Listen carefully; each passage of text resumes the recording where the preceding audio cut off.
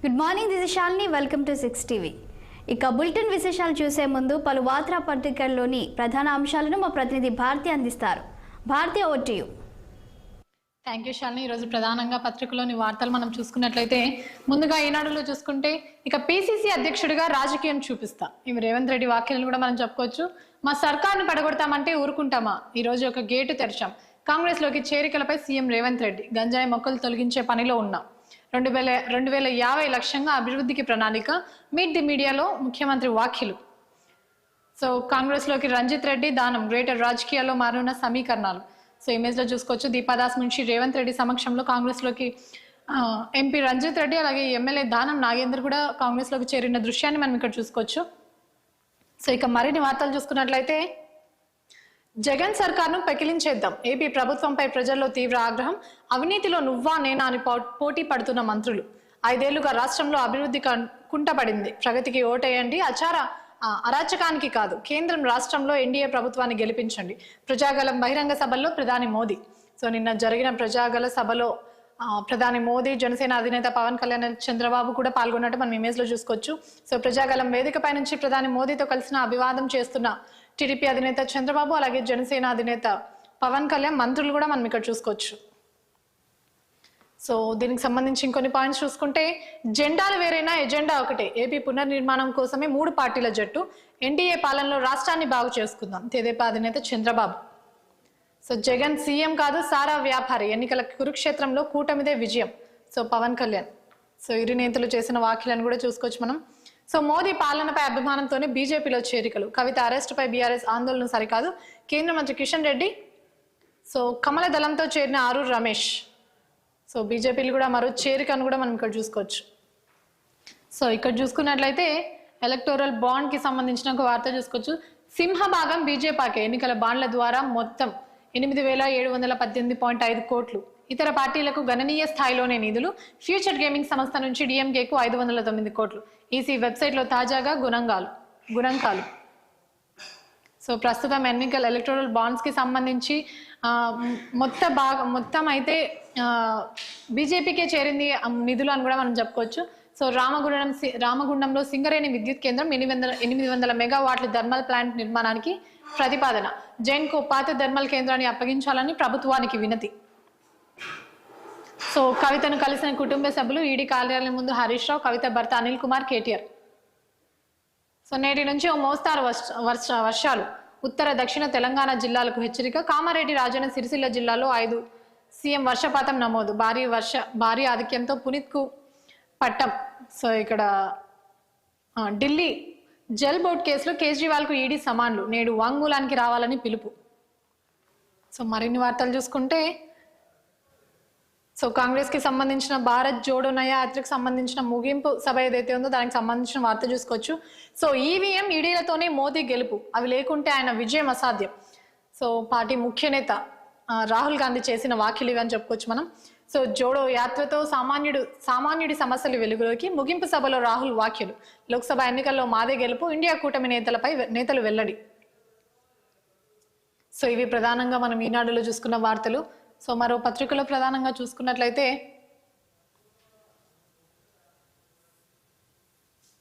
ఇక్కడ కూడా మనం ప్రధానంగా చూసుకోవచ్చు. నిన్న జరిగిన ప్రజాగల సభ ఏదైతే ఉందో దానికి సంబంధించి ఒకసారి మనం ఇమేజ్ ని చూసుకుంటే కూడా సభకి ఎంతమంది ప్రజలు అయితే హాజరయ్యారో కూడా మనం ఈ ఇమేజ్ ద్వారా చూసుకోవచ్చు. వేల సంఖ్యలో అయితే ప్రజలు హాజరైనట్టు కూడా మనకి ఇక్కడ తెలుస్తుంది.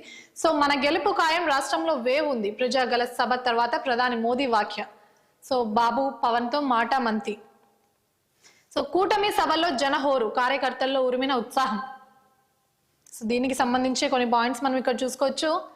అభివృద్ధి ఆంధ్ర కోసం ఓటెత్తండి, ఏపీ ప్రజలకు ప్రధాని మోదీ పిలుపు. సో అవినీతి సర్కార్ను అంతం చేయండి అంటూ ప్రజలకు పిలిపించారు మోదీ. సో 5 ఏళ్లుగా అభివృద్ధి కుంటపడింది. అవినీతి చేయడంలోనే మంత్రుల పోటీ. కేంద్రంలో రాష్ట్రంలో ఎన్డీఏ సర్కారే.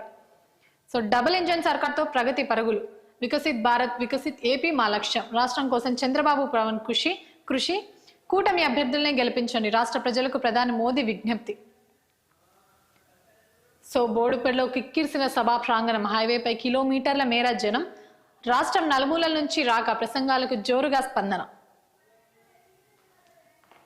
సో ఇక్కడ చూసుకుంటే పోలీసులు ఎక్కడ? ప్రధాని పాల్గొన్న సభ పైన నిర్లక్ష్యం, ట్రాఫిక్ నియంత్రణ గాలికి. కిలోమీటర్ల కొద్ది వాహనాలు, సభా ప్రాంగణంలో తొక్కిసలాట. సౌండ్ స్టాండ్లపైకి ఎక్కిన జనం, ఆడియో కేబుల్ తెగి ఆగిన సౌండ్ సిస్టమ్. సో ప్రధాని ప్రసంగిస్తుండగానే అంతరాయం, అయినా పట్టించుకొని పోలీసులు. నిర్లక్ష్యం ఉద్దేశపూర్వకమేనని అనుమానం. సో నిన్న జరిగిన సభ ఏదైతే ఉందో అందులో పోలీసుల చర్యలు అయితే ఎక్కడా కనిపించలేదని, గాలికి వదిలేశారు అని కూడా ఇక్కడ స్పష్టంగా ఉంది.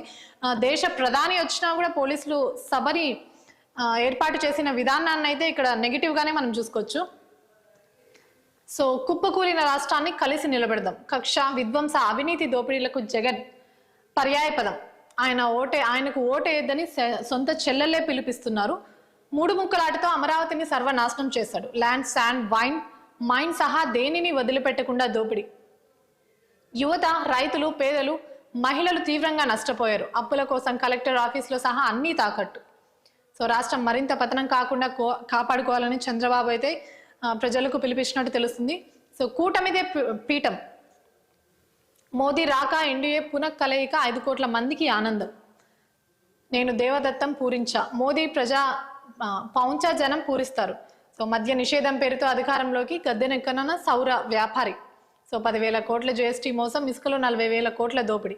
పరిశ్రమలన్నీ ఏపీ నుంచే పరారు. జగన్ సర్కారుపై పవన్ ధ్వజం. సో మనం దీన్ని బట్టి చూసుకోవచ్చు. ఇక్కడ జగన్ సర్కారు పైన వ్యతిరేకంగా పవన్ కళ్యాణ్ అలాగే చంద్రబాబు, మోదీ చేసిన వ్యాఖ్యలను కూడా మనం ఇక్కడ చూసుకోవచ్చు.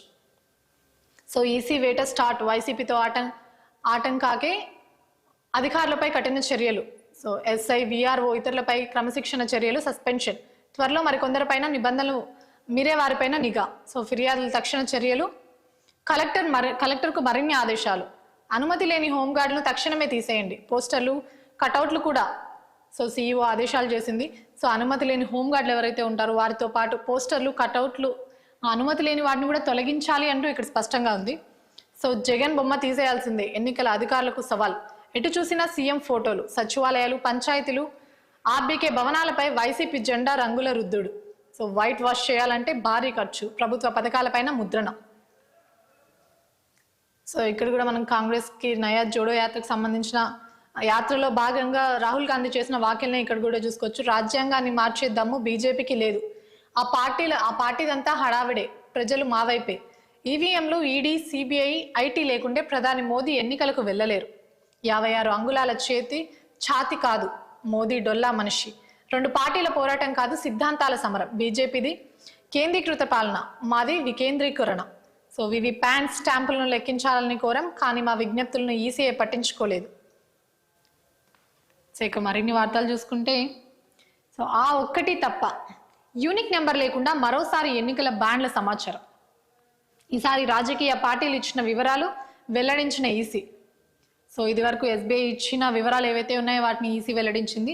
సో రెండోసారి రాజకీయ పార్టీలు ఇచ్చిన ఇన్ఫర్మేషన్ ఏదైతే ఉందో, వివరాలు ఏదైతే ఉందో దాన్ని కూడా వెల్లడించి, సో ఇక్కడ కౌంట్తో సహా మనం చూసుకోవచ్చు.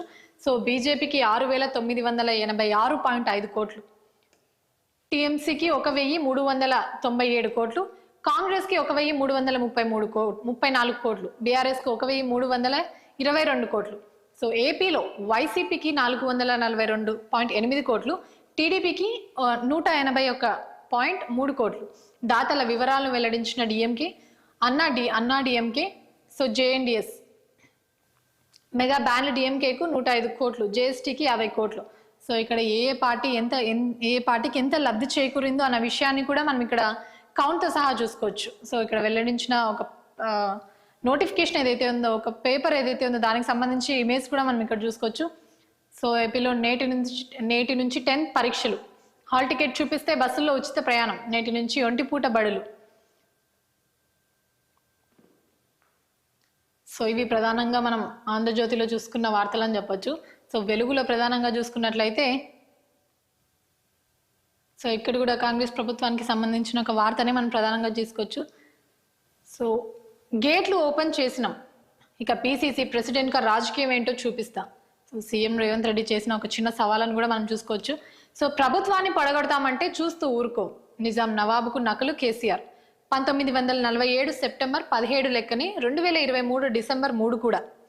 సో గతంలో జరిగిన విధంగానే 2023 డిసెంబర్ కూడా జరిగింది అని కూడా ఆయన స్పష్టం చేశారు. సో కల్వకుంట్ల ఫ్యామిలీ అవినీతికి అవినీతి వేల కోట్లలో ఉంది. పూర్తి స్థాయి నివేదికలు రాగానే చర్యలు తప్పవు. గత ప్రభుత్వం నాటికి గంజాయి మొక్కలను ఏరేస్తున్నాం. ఆర్ఎస్ ప్రవీణ్ కు టీఎస్పీఎస్సీ చైర్మన్ గా ఆఫర్ ఇస్తే పెద్ద బాధ్యతే ఉందని తిరస్కరించిండు. కేసీఆర్ తో కలవడంపై ప్రవీణ్ జవాబు చెప్పాలని వ్యాఖ్య. సో ఫోన్ ట్యాంపింగ్ కేసుకి సంబంధించి ప్రణీత్ రావు, మాజీ డిఎస్పీ ప్రణీత్ రావుకి సంబంధించిన ఒక ఇన్ఫర్మేషన్ మనం ఇక్కడ చూసుకోవచ్చు. పోలీసుల కస్టడీలో ప్రణీత్ రావు చెంచల్గూడ జైలు నుంచి కస్టడీకి, రహస్య ప్రాంతంలో విచారణ, ఎస్ఐబిలో విధులపై ఆరా, నేడు 2వ రోజు కస్టడీలోకి ఎంక్వైరీ.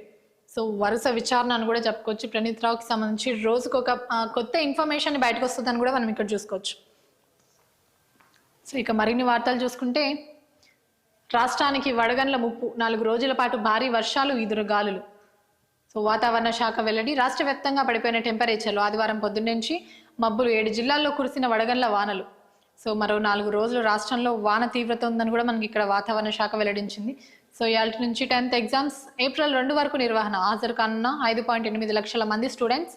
5 నిమిషాల వరకు గ్రేస్ టైం. ఎగ్జామ్ సెంటర్ల వద్ద 3 అంచెల భద్రత. సో ఇక్కడ చూసుకుంటే కవిత అరెస్ట్కి సంబంధించిన వార్తను మనం ఇక్కడ చూసుకోవచ్చు. సో కవిత అరెస్టుపై సుప్రీంకు లాయర్లతో కేటీఆర్, హరీష్ చర్చలు. ఈడీ ఆఫీస్లో కవితతో భేటీ. తొలి రోజు ఈడీ విచారణపై ఆరా. ఇవాళ విచారణకు రావాలని విజయనగర్ అరుణ్ పిల్లైకి ఈడీ ఆదేశం. సో నేడు జగిత్యాలలో మోదీ సభ ఏర్పాటును పరిశీలించిన బీజేపీ నేతలు. సో వరుస 3వ రోజు మోదీకి సంబంధించిన సభ అని కూడా చెప్పుకోవచ్చు రాష్ట్రంలో. సో ఇక బ్యానర్ వార్తలు చూసుకుంటే, 50,000కు మించితే పట్టుకున్నాడే. సో ఎన్నికల కోడ్ ఎఫెక్ట్, పోలీసుల తనిఖీలు, నగదు రిలీజ్కి 3గురితో గ్రీన్మెన్స్ కమిటీ. ప్రతిరోజు సాయంత్రం 4 గంటలకు మీటింగ్. సరైన ఆధారాలు చూపిస్తే వెంటనే రిలీజ్. 10 లక్షలు దాటితే ఐటీకి అప్పగింత. సో ప్రస్తుతం డబ్బుకు సంబంధించి 50,000 దాటితే 50,000 పోలీసుల కంట పడితే వదిలిపెట్టరు అని కూడా ఇక్కడ స్పష్టంగా ఉంది. So BJP top. ఈసీ వెబ్సైట్లో సమగ్ర వివరాలు అందుబాటులోకి. 1,397 కోట్లతో Trinamool Congress 2nd place. So 1,334 కోట్లతో కాంగ్రెస్ 3rd ప్లేస్. సో ఇది కూడా ఎలక్టోరల్ బాండ్కి సంబంధించిన నిధులు ఏ పార్టీకి అయితే అధికంగా చేరాయో దానికి సంబంధించిన కౌంట్తో సహా మనం ఇక్కడ చూసుకోవచ్చు.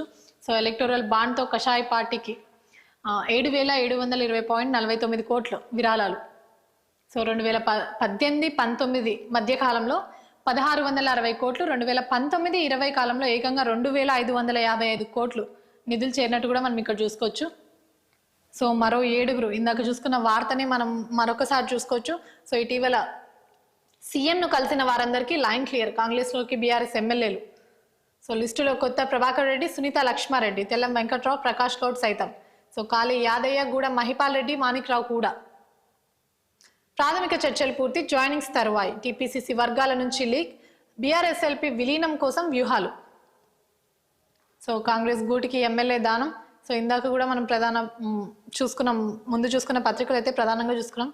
సో కవితతో కేటీఆర్, హరీష్ భేటీ. సో తొలి రోజు విచారణపై కవితతో ఆరా తీసినట్టు కూడా మనకి ఇక్కడ తెలుస్తుంది. హరీష్ రావు అలాగే కేటీఆర్తో సహా కవిత భర్త అనిల్ కుమార్ కూడా అక్కడికి వెళ్ళి కవితతో భేటీ అయినట్టు కూడా మనం ఇక్కడ చూసుకోవచ్చు.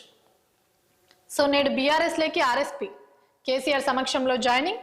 ఎక్స్ ద్వారా ప్రవీణ్ కుమార్ స్పష్టీకరణ. సో నేడు బీఆర్ఎస్ పార్టీలోకి చేరుతున్నట్టు ఆర్ఎస్పీ ప్రవీణ్ కుమార్ అయితే తన ట్విట్టర్ వేదిక ద్వారా తెలిపినట్టు మనకి ఇక్కడ తెలుస్తుంది.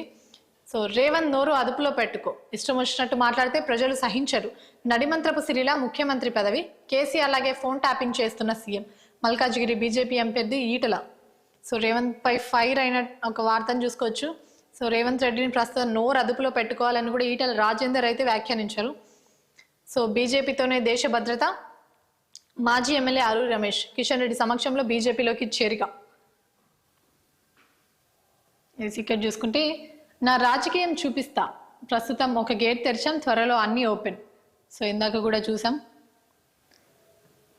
సో నేను గెలవకపోతే రక్తపాతమే. ప్రస్తుత అధ్యక్షుడు బైడెన్ చెత్త ప్రెసిడెంట్. డొనాల్డ్ ట్రంప్ తీవ్ర వ్యాఖ్యలు. ఆయన ఓటమి ఖాయమని బైడెన్ కౌంటర్. సో ఇక్కడ కూడా మాజీ డిఎస్పీ ప్రణీత్ రావుకి సంబంధించిన ఒక వార్తను మనం ఇక్కడ చూసుకున్నాం. సో బీఆర్ఎస్కు 1,322 కోట్లు 5 ఏళ్లలో ఎలక్టోరల్ బాండ్ల ద్వారా వచ్చిన విరాళాలు. సో ఇక్కడ ప్రధానంగా బ్యానర్ వార్తలో చూసుకున్నట్లయితే, నిమిషం నిబంధన ఎత్తివేత. ఆర్టీసీ బస్సుల్లో ఫ్రీ జర్నీ. నేటి నుంచి 10th ఎగ్జామ్స్ ఏప్రిల్ 2 వరకు నిర్వహణ. సో ఇవి ప్రధానంగా చూసుకున్న వార్తలు.